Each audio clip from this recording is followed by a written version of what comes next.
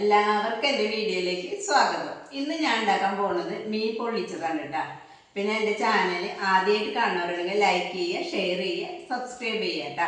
അതിന് തന്നെ ഞാൻ 3 പീസ് മീനിൻ്റെ കഷ്ണം നന്നായി കഴുകിയെടുത്തിട്ടുണ്ട് കേട്ടോ. നമുക്കിതിലേക്ക് മസാല പുരട്ടാം. മഞ്ഞൾപ്പൊടി, പെരിഞ്ജീരകത്തിൻ്റെ പൊടി, കുരുമുളക് പൊടി, ഉപ്പ് കേട്ടോ. കുറച്ച് വെള്ളം ഒഴിച്ച് നമുക്കിത് കുഴച്ചെടുക്കാം കേട്ടോ. ഓരോ പീസുമ്പിൽ ഇത് നമുക്കിങ്ങനെ മസാല പുരട്ടാം കേട്ടോ. ഇതൊരു അരമണിക്കൂർ റെസ്റ്റ് ചെയ്യാൻ വയ്ക്കാം കേട്ടോ. പാൻ ചൂടാക്കാൻ വെച്ചിട്ട് കുറച്ച് വെളിച്ചെണ്ണ വെച്ചെടുക്കണം കേട്ടോ. എണ്ണ ചൂടായിട്ട് നമുക്ക് മീൻ വെച്ചെടുക്കാം കേട്ടോ. ഇത് മറിച്ചിടാം കേട്ടോ. പാൻ ചൂടാക്കാൻ വെച്ചിട്ട് ഇതിലേക്ക് കുറച്ച് വെളിച്ചെണ്ണ വെച്ചെടുക്കാം കേട്ടോ. അതിലേക്ക് സബോള ഇട്ടെടുക്കും കേട്ടോ. കുറച്ച് ഉപ്പിട്ട് കൊടുക്കും. നന്നായി വഴച്ചെടുക്കട്ടെ കേട്ടോ.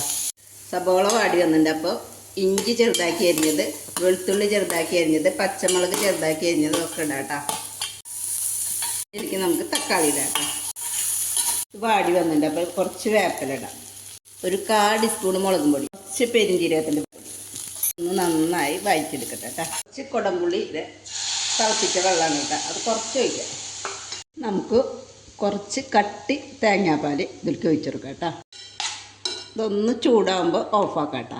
എണ്ണ വെച്ചിട്ട് അതിലേക്ക് മീൻ കഷ്ണം വെക്കാം കേട്ടോ. ഇതിൻ്റെ മീതെ നമുക്ക് ഈ മസാല നിരത്തി കൊടുക്കാം കേട്ടോ.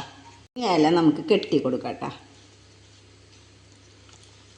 ചൂടായിട്ട് കേട്ടോ. അതിലേക്ക് നമുക്ക് ഈ മീൻ വെച്ചെടുക്കാം. തീ കുറച്ച് വെച്ചെടുക്കാം കേട്ടോ. എന്നിട്ടൊന്ന് മൂടി വയ്ക്കും. നമുക്ക് തീ ഓഫാക്കാം കേട്ടോ.